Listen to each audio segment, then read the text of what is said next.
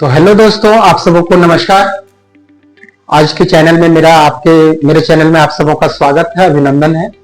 आप सभी लोग देख रहे हैं कि ये जो चापाकार झील बनाने वाले प्रमुख नदियां विश्व के हैं, उन नदियों को थोड़ा सा हम विश्लेषण अपनी ओर से करना चाहते हैं ताकि क्लास थोड़ा लंबा होगा लेकिन आप लोगों के लिए इंपॉर्टेंट होगा। ठीक है, जैसा कि देख रहे हैं कि चापाकार बनाने वाले प्रमुख नदियों में से जो बनाए गए हैं, बनाने वाले चापाकार डेल्टा बनाने वाले प्रमुख विश्व की नदियां दिया गया है, जिसमें से तकरीक पता है, बता दिए हैं पिछले क्लास में। पिछला वीडियो में आप लोग देख सकते हैं कि चाप दे नीरा हाइवा में बृहस्पति को। ठीक है, इसको चाप दे हाइवा में बृहस्पति को चाप दे। कौन न चापेगी? तो नीरा मैडम चापेगी। ठीक है, चलिए इसको देखते हैं, हम लोग डिफाइन करते हैं और एक एक नदियों को देखते हैं। सबसे पहला है डैन्यूब नदी। डैन्यूब नदी कहाँ बहती है? तो यूरोप में। ध्यान दीजिए, इसका विश्लेषण थोड़ा सा बता देना चाहते हैं कि ये यूरोप में जर्मनी के, ठीक है, जर्मनी के ब्लैक फॉरेस्ट, ठीक है, ब्लैक फॉरेस्ट जो है वहां से निकलती है और दक्षिण पूर्व होते हुए, ठीक है, अंत में जो है वो दक्षिण पूर्व होते हुए प्रमुख रूप से ये नदी ऐसी नदी है जो 10 देशों से होकर के बहती है। ठीक है, कितने देशों से? डैन्यूब नदी 10 देशों से होकर के बहती है और अंत में ब्लैक सी। ठीक है, याद रखने के बहुत अच्छा तरीका है। ठीक है, ब्लैक फॉरेस्ट से निकल रही है, अर्थात ये ब्लैक फॉरेस्ट जो है उससे वहां से ब्लैक पर्वत से निकल रही है और वहां से निकलते हुए ये नदी जो है वो कहाँ आ रही है? तो 10 देशों से गुजरते हुए ब्लैक सी में आकर के अपना, अर्थात काला सागर में आकर के अपना मुहाना बना रही है, जो कुल दूरी जो है वो कितनी तय करती है? तो 2850 किलोमीटर, अर्थात 2850 किलोमीटर की दूरी सफर करती है, तय करती है। और ये दुनिया के 10 देशों से होकर के गुजरती है, यानी यूरोप महाद्वीप में जो बहती है, तो यूरोप में ही बहती है ये नदी, तो यूरोप के 10 देशों से होकर के गुजरती है। और याद रखने वाली ये बात है, एकमात्र ऐसी नदी है इसके तट पर किनारे किनारे 10 देशों की ये राजधानियां हैं। उन 10 देशों में से 5 देश ऐसे हैं जो इस नदी के किनारे राजधानियां स्थित हैं। ठीक है, 5 राजधानियां ऐसे हैं विश्व के जो इस 10 देशों में से 5 देशों की राजधानियां जो कहां पे स्थित है? इस डैन्यूब नदी के किनारे स्थित हैं। डैन्यूब नदी विशेष रूप से प्रवाहित होने के साथ साथ ये यूरोप महाद्वीप की दूसरी सबसे लंबी है, याद रखने वाली बात है। ठीक है, दूसरी सबसे लंबी नदी कौन है? तो डैन्यूब नदी। यूरोप महाद्वीप की दूसरी सबसे लंबी नदी है डैन्यूब नदी। ठीक है, और कुल दूरी तय करने के बाद अंत में क्या होता है? ब्लैक सी में अपनी मुहाना बनाता है और चापाकार डेल्टा का निर्माण करती है। दूसरी विशेषता हम लोग देखते हैं नीचे नील नदी। ठीक है, नीचे नील नदी के बारे में जान रहे हैं। ये नील नदी हम सभी लोग जानते हैं अफ्रीका में बहती है। कहाँ बहती है? तो अफ्रीका में बहती है। चलिए ध्यान देते हैं, हम लोग इसको समझने का प्रयास करते हैं। अब नील नदी को थोड़ा सा जानने का प्रयास करते हैं। नील नदी को चलिए समझते हैं। देखिए नील नदी कहाँ बहते हैं इसको। तो नील नदी क्या होता है? एक है तंजानिया, युगांडा और आपका विशेष रूप से सूडान क्षेत्र में। ठीक है, युगांडा, केनिया और तंजानिया। ठीक है, युगांडा, केनिया और तंजानिया, युगांडा, केनिया और तंजानिया। ठीक है, इन तीनों देश की एक सीमाएं हैं। ठीक है, इन तीनों देश की सीमा पे जो है वहां से स्थित है एक विक्टोरिया झील। कौन सा झील है? विक्टोरिया झील। इस विक्टोरिया झील से एक नदी निकलती है जिसको कहते हैं श्वेत नील। ठीक है, इसको श्वेत नील कहते हैं, श्वेत नील कहते हैं। और एक इथोपिया, विक्टोरिया झील है, यहीं से एक निकलती है एक नदी जिसका नाम है टाना झील। ये टाना झील इथोपिया में, इथियोपिया में। ठीक है, ये इथोपिया में स्थित है। ये टाना झील के पास से एक नदी निकलती है जिसको कहते हैं ब्लू नील। ठीक है, इसको नीली नील कहते हैं या ब्लू नील। ब्लू नील, दोनों नील, एक व्हाइट नील, ठीक है, और एक ब्लू नील, ये दो नदियां निकल रही है। और सूडान की राजधानी जो है वो है खार्तूम। ठीक है, ये खार्तूम के पास दोनों नदियां मिलती है, तब इसका नाम होता है नील नदी। ठीक है, पहले इसका नाम क्या है? नील नदी में यानी प्रमुख रूप से इसका विक्टोरिया झील से निकल रही, तंजानिया, युगांडा और केनिया के बॉर्डर पर स्थित ये झील है विक्टोरिया झील। वहां श्वेत नदी निकल रही है, व्हाइट नील, ठीक है, और यहाँ से टाना झील से ब्लू नील। ये दोनों नदियां सूडान के खार्तूम राजधानी में मिलती है और वहीं के बाद इसका नाम हो जाता है नील नदी।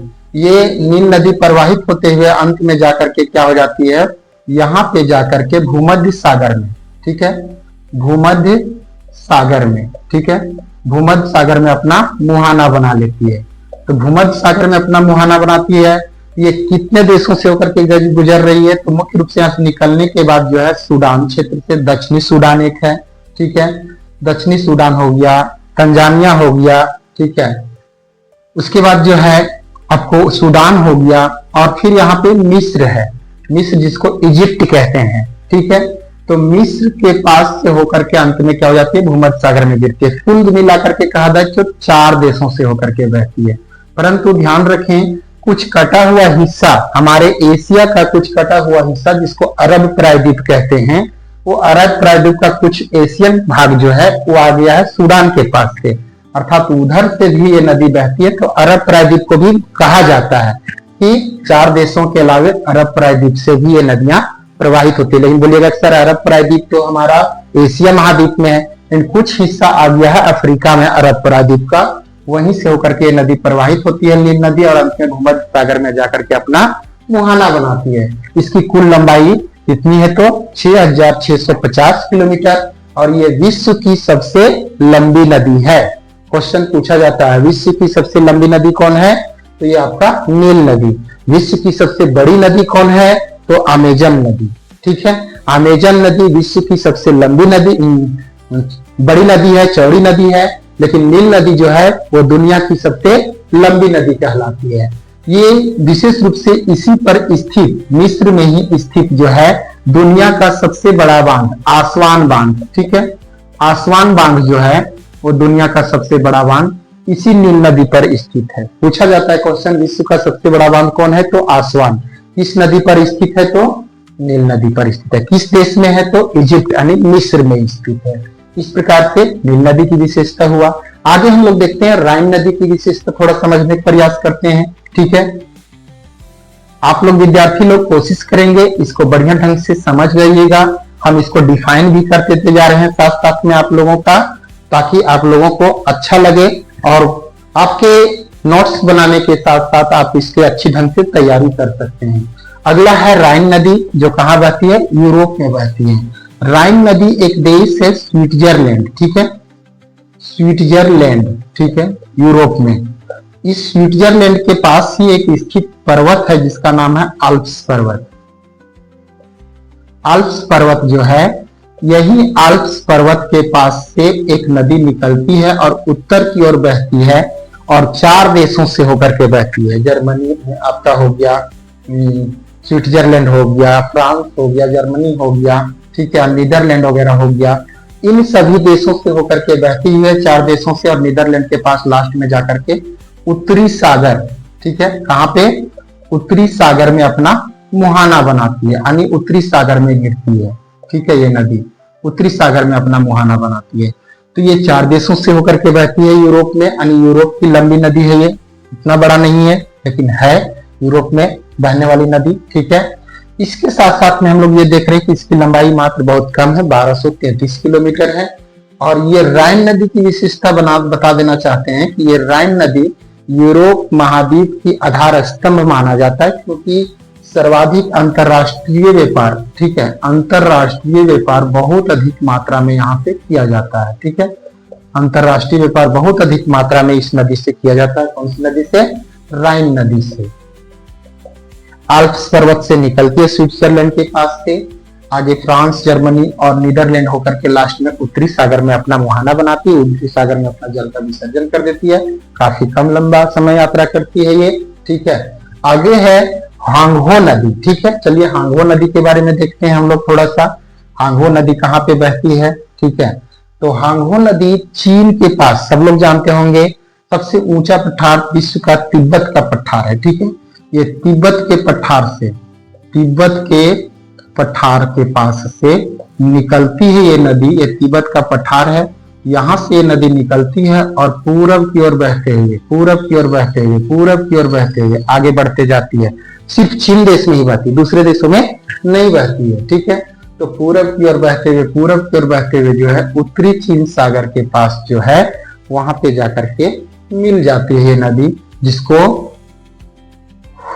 हाहुस सागर भी कहा जाता है, हुबाब सागर भी बोला जाता है। वहां पे जाकर के अपना जल को विसर्जन कर देती है। ठीक है, देख लेते हैं थोड़ा सा। हुबाब सागर है,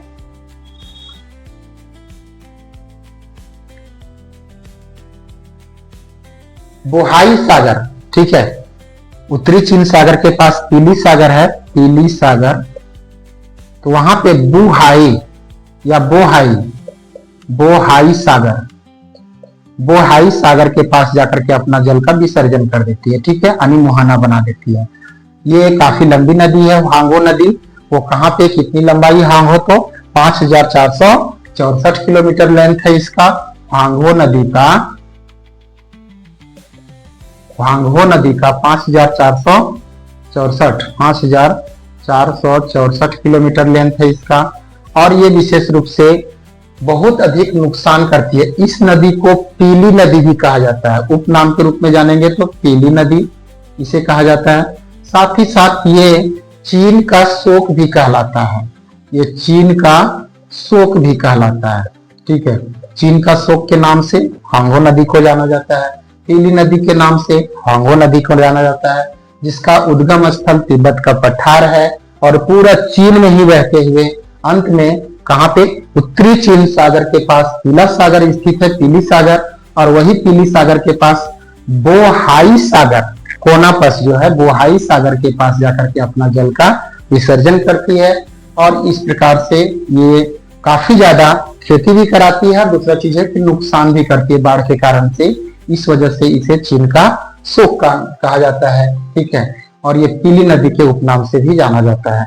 चलिए नेक्स्ट हम लोग देखते हैं इरावदी नदी के बारे में। ठीक है, इरावदी नदी के बारे में थोड़ा समझने का प्रयास करते हैं। इरावदी नदी क्या है, ठीक है, कहाँ बहती है, इरावदी नदी की क्या विशेषता है, थोड़ा सा उन विशेषताओं को जानने का प्रयास करते हैं।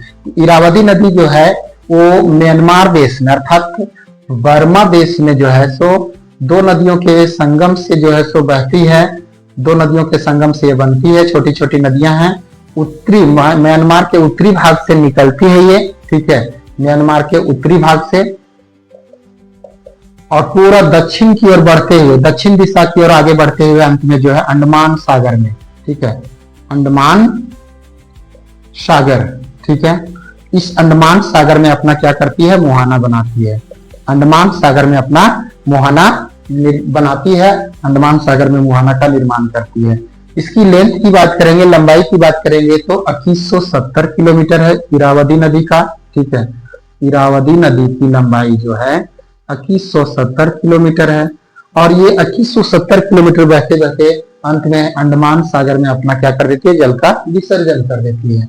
इस क्षेत्र में काफी ज्यादा खेती की जाती है। म्यांमार क्षेत्र में इस नदी के द्वारा जल का सिंचाई किया जाता है। ये था आपकी इरावदी नदी की विशेषता। ठीक है, नेक्स्ट हम लोग देखते हैं इरावदी नदी के बाद जिसका नाम है वोल्गा नदी। ठीक है, ये वोल्गा नदी कहाँ बहती है, प्रमुख रूप से रूस की राजधानी जानते होंगे मॉस्को है। ठीक है, रूस की राजधानी मॉस्को, मॉस्को के अल्ताई पर्वत जो हैं, ठीक है, अल्ताई एक पर्वत है, मॉस्को क्षेत्र में एक अल्ताई पर्वत आता है।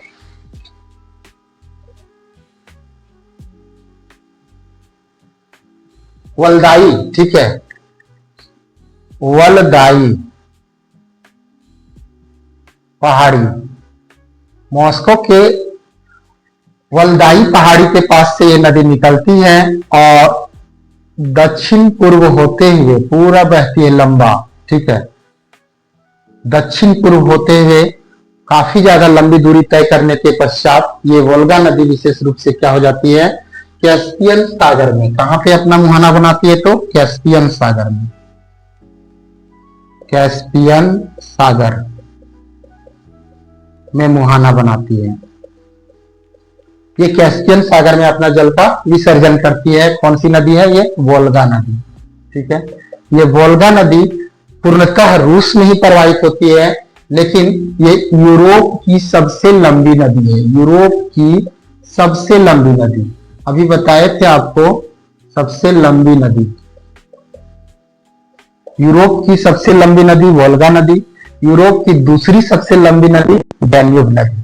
ठीक है, वोल्गा नदी की लंबाई 3530 किलोमीटर 3530 किलोमीटर है, 3530 किलोमीटर है। ठीक है, और ये प्रमुख रूप से बहुत अधिक क्षेत्रों में क्या करता है, जल की सिंचाई करता है, बहुत अधिक क्षेत्रों में जल को अपवाहित करता है, प्रवाहित करता है।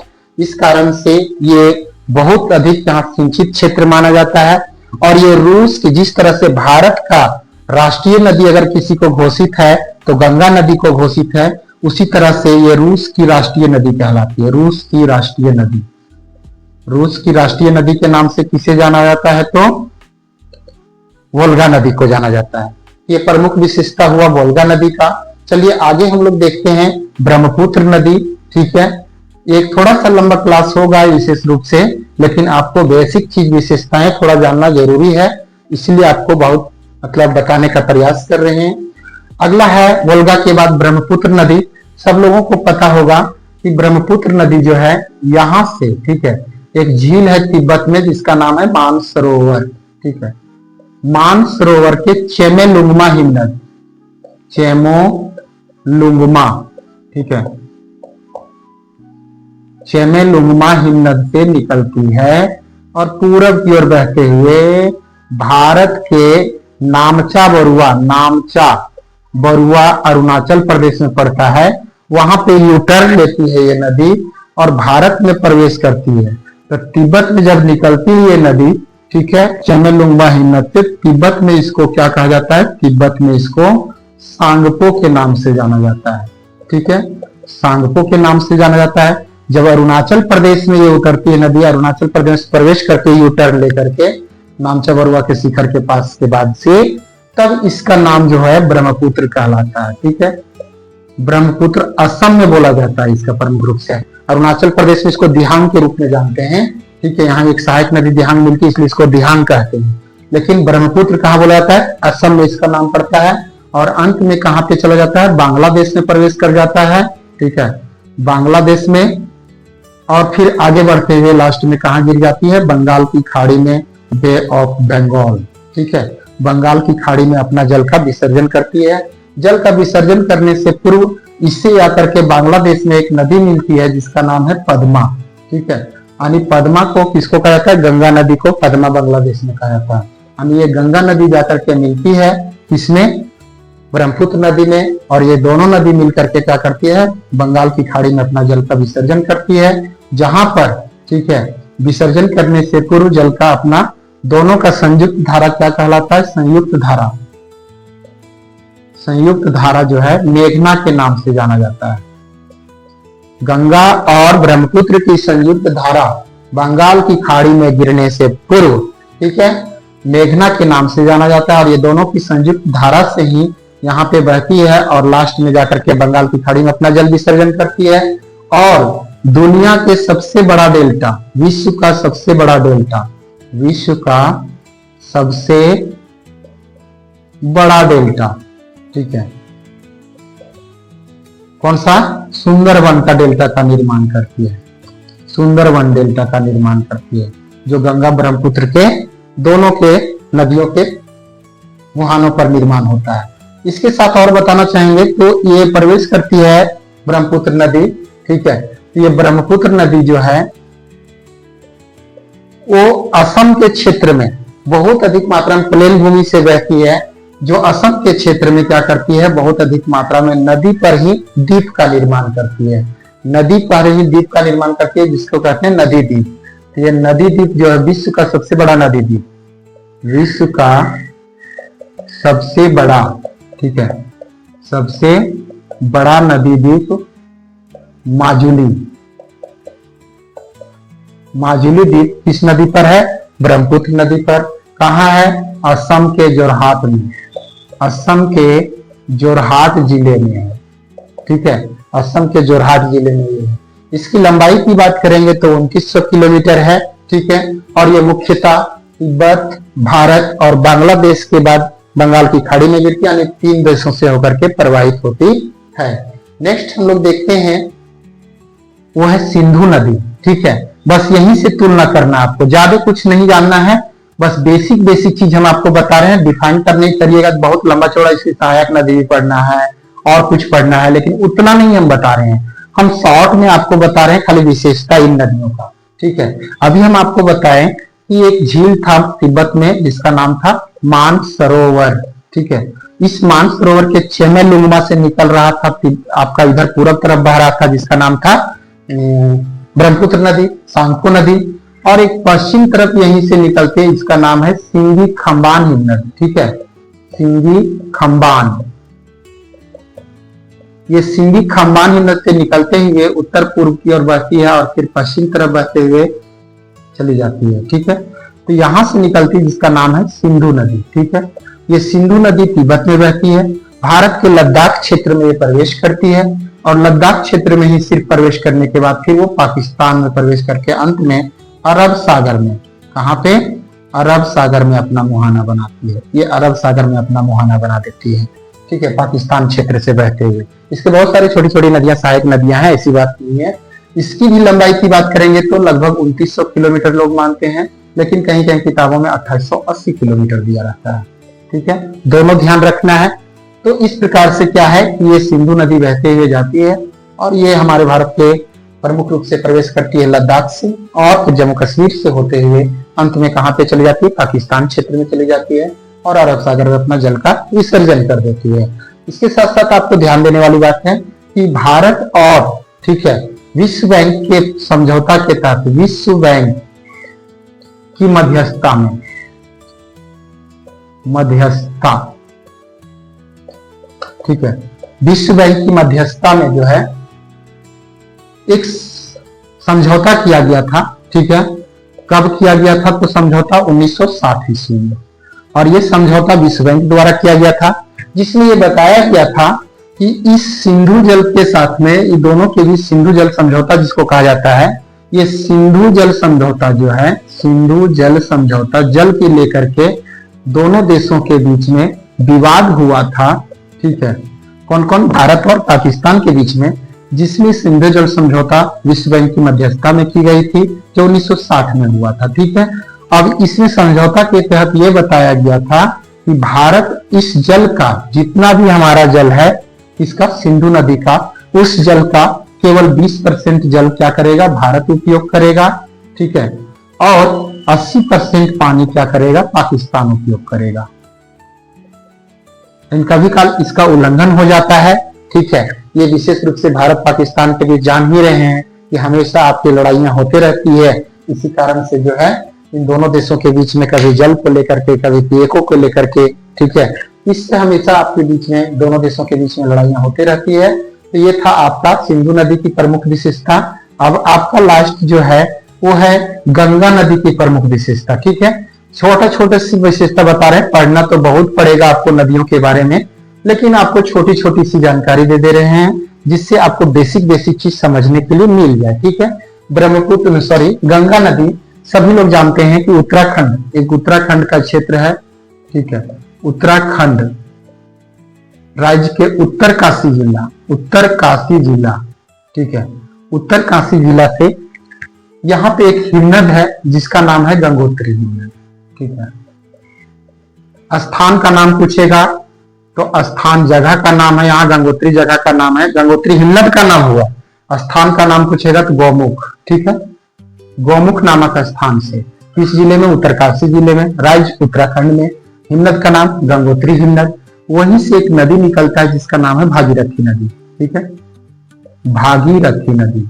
ठीक है, ये भागीरथी नदी, और एक आता है आपका विशेष रूप से वहीं उत्तराखंड से एक नदी आप निकलती है। बहुत सारा प्रयाग वहां मिलेगा आपको, और डिफाइन ज्यादा पढ़ने के लिए मिलेगा, लेकिन अभी थोड़ा सा बता दे रहे हैं खाली। यहां से एक मिलेगा अलकनंदा। ठीक है, अलकनंदा नदी। ये अलकनंदा नदी और भागीरथी नदी दोनों उत्तराखंड के देवप्रयाग में, ठीक है, देवप्रयाग में आकर के दोनों एक दूसरे से मिलते हैं, तब इसका नाम जो है सो गंगा होता है, तब इसका नाम गंगा पड़ता है।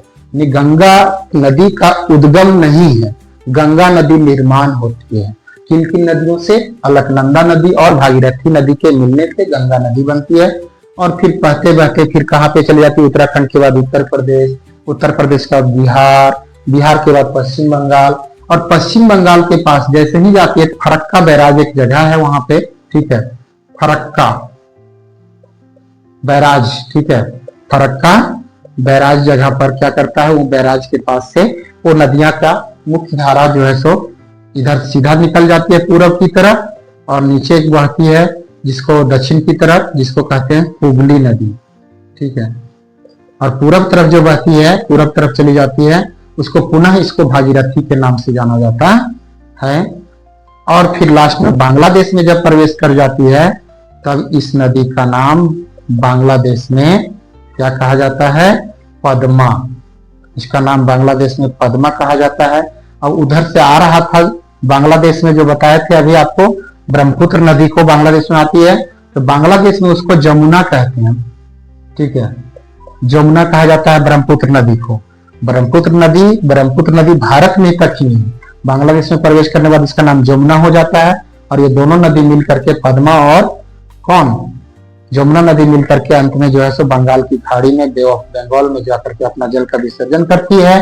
इससे पहले यहाँ पे जो है दोनों गिरने से पहले भी बताएं कि इसको मेघना के नाम से जाना जाता है। एक सहायक नदी है, वही आकर के मिलता है, इसका नाम मेघना कहलाता है। और यहाँ पे दुनिया का सबसे बड़ा डेल्टा, ठीक है, विश्व का सबसे बड़ा डेल्टा, वही बताएं, सुंदरवन का डेल्टा, सुंदरवन डेल्टा, ठीक है, का निर्माण करती है।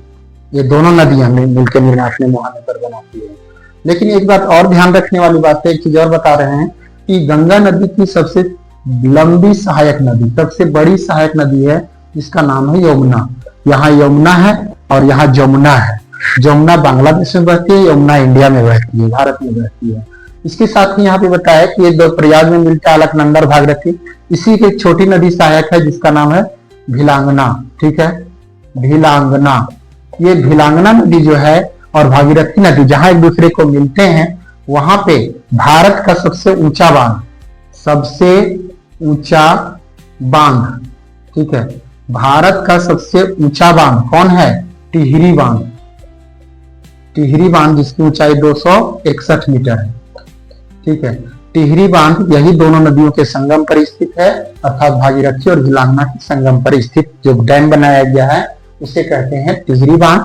और टिहरी बांध भारत का सबसे ऊंचा बांध है, 261 मीटर हाइट है इसकी, ऊंचाई है इसकी। इस प्रकार से ये आपके गंगा नदी है, और ये गंगा नदी भारत का सबसे पवित्र नदी, धर्म ग्रंथों के अनुसार भी पवित्र, भारत के सबसे पवित्र नदी। इसके साथ साथ में गंगा नदी भारत की राष्ट्रीय नदी घोषित है, ठीक है। भारत का सबसे लंबी नदी इसको कहा जाता है, भारत की सबसे बड़ी नदी के रूप में जाना जाता है। कहीं कहीं ब्रह्मपुत्र को भी बड़ी नदी के जल स्रोत के आधार पर बोला जाता है, लेकिन इसी का नाम आता है हमेशा हर जगहों पर। ये आपके छोटे से संक्षेपण के आधार पर हमने सारे के सारे, छोटा संक्षेपण तो नहीं हुआ, वीडियो भले लंबा हुआ, लेकिन आपकी जानकारी के लिए बेसिक चीज हो गया। सभी नदियों की विशेषताएं हम आपको हल्का थोड़ा थोड़ा सा बताने का प्रयास किए। आप सबों को इसी तरह से मेरे चैनल में बने रहने के लिए और अधिक से अधिक ज्योग्राफी से संबंधित जानकारी प्राप्त करने के लिए हमसे संपर्क कर सकते हैं। मेरा मोबाइल नंबर स्क्रीन पर दिया हुआ है, आप मोबाइल नंबर के माध्यम से मुझे संपर्क कर सकते हैं कहीं भी प्रॉब्लम हो तो। और ज्यादा से ज्यादा हमें शेयर करें, हमारे चैनल को शेयर करें, हमारे वीडियो को शेयर करें, ज्यादा से ज्यादा लाइक करें, ज्यादा से ज्यादा सब्सक्राइब करें, फॉलो करें, ताकि आपको हर वीडियो तुरंत आपको उपलब्ध हो जाए, तुरंत आपको मिल जाए। आप सबों को बहुत बहुत धन्यवाद। जोहार, जय हिंद।